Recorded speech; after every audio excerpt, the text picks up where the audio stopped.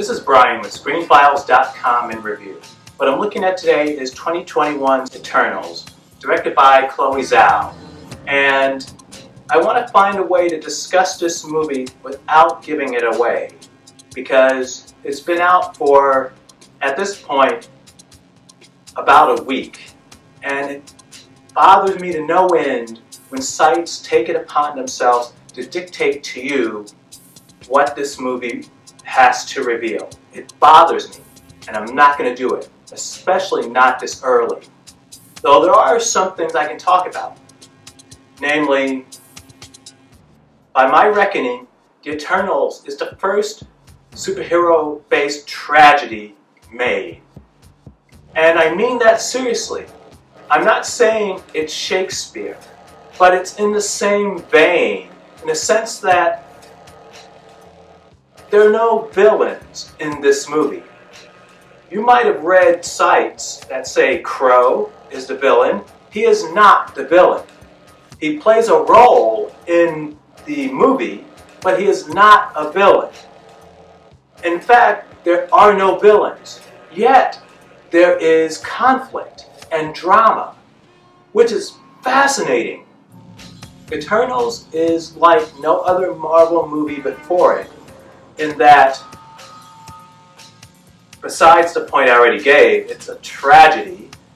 Chloé Zhou, who directed it and also wrote the screenplay, as far as I'm aware, has had more control over this movie than most people, than most directors tend to do. And it has earmarks of her vision all over it. And in fact, I wish it had more. Chloé Zhou, as a director, tends to direct more people-centered movies. When I say that, I mean less FX heavy. And so with Eternals, she goes all in. Though it felt to me like she was reining in somewhat her natural impulses.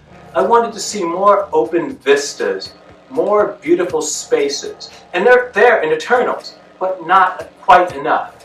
Her style definitely comes through. I wanted more of it, though.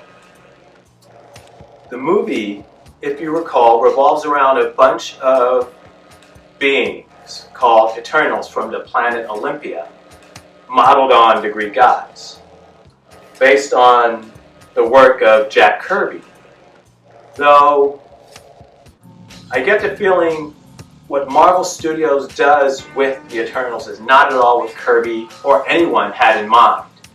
It's remarkably clever and interesting, and it seems to be setting up something bigger. It doesn't tell you what that something will be, but you can tell wheels are in motion. It's done in such a way, and I'm not even talking about the stingers. Of course, stay till after the credits. There are two. It's setting up bigger and newer worlds. And it's introducing characters that we have not seen before. I think it's really interesting that Marvel Studios is debuting their second massive team-up movie, while DC can't seem to get one right. In any case, Eternals is a big movie, epic in scale. I don't think the movie gets lost.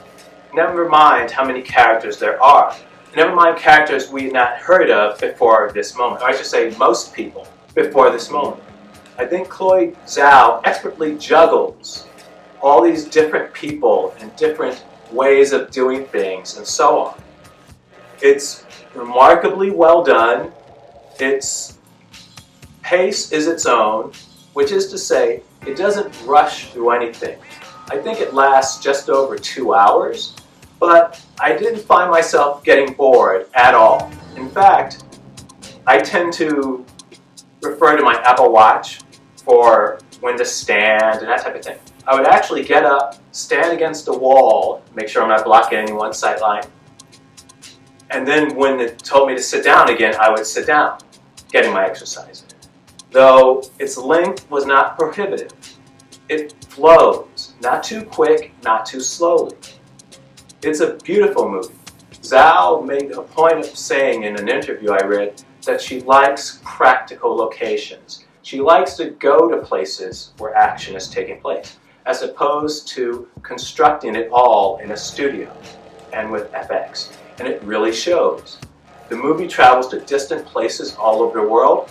It travels to distant times, with the Eternals always at the center of events in their quest to rid the world of the deviants.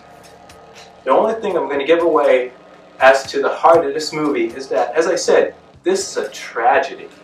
This is not a sad movie, because the people are very much alive and interesting. But it is somewhat dour. It's not typically what you see from Marvel, and I like that. A lot of people will refer to the Marvel formula, and they mean this as an insult, and it's really stupid. Reason being, if something is successful, you keep doing it. It's like if I gave you a magic lottery ticket, and I told you, play this, and every time you will win. But if you alter any part of it, you might win, but you might not. It's ludicrous. These movies have a formula, no doubt about it, but every successful series of movies has a formula. But what Kevin Feige is smart enough to realize is that formulas get stale. You alter them. And he's walking a tightrope in the sense that he's preserving the aspects of the Marvel Studios technique that people like. And yet he's branching out into new areas. He's evoking sexuality in the movies, which is kind of a first for a Marvel movie. And he's doing so in a way that's not exploitative or cheap, but he's broadening that fan base. The average person that likes Eternals probably isn't a fan necessarily of other Marvel movies because it's so its own thing. It mentions the Blip, it mentions other Marvel characters, but doesn't do so in a reverential manner, which is to say, it acknowledges the world that it exists in, but it doesn't overdo it. It's not all about Iron Man or all about Captain America. Just mentions and that's it. If anything, I think that the movie could have used less humor. It's not done in an obnoxious fashion, but at the same time, I think the movie would have been better served by less of it. Though it doesn't stop Eternals for being innovative and altering a formula, a well-tested, successful formula in a way that will probably guarantee even more viewers. So what do you think? This is Brian with ScreenFiles.com in review. Do you agree? Disagree? Let me know down below. And as usual, consider a like or follow. Peace. And next week, look for a review of Wolfen, starring the late, great Albert Finney. Peace.